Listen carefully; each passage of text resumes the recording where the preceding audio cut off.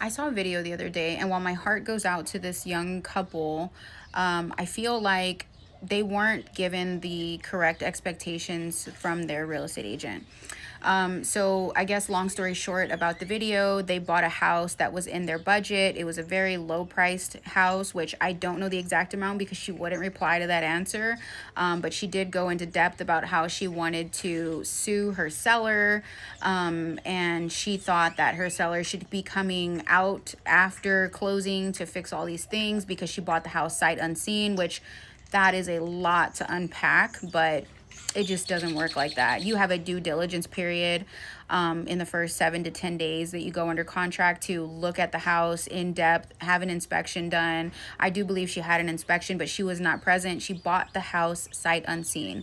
Then when she moves into the house, she finds all of these cosmetic issues, and they are stupid things, but it's along with a budget house. Like it looks like it was a really old house and someone came in and did some little budget up, fixes or whatever, and they didn't do a great job at it. But if they did do a great job at it and it was a brand new house like she was saying, it would have been way out of her budget. It would have costed way more than it did. So you're not being scammed because you buy a house that is not perfect or brand new. You're buying a house in your budget. Now, I make sure to set that expectation with my buyers, especially if it's cosmetic things. If we have an inspection and they're like, I want all of these things fixed, I tell them, well, if all of those things were fixed, then they could have sold this house for way more. They're selling it according to its value. And where do they come up with that value? They compare it to other homes that have sold that are in the same condition. And there's a lot to that, but the point of the thing is she was getting these like really wrong answers in the comments. People are telling her to sue and all these things. You just cannot.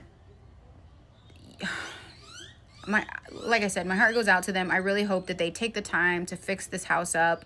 But they got a good house. Like, yes, there are some shitty repairs done.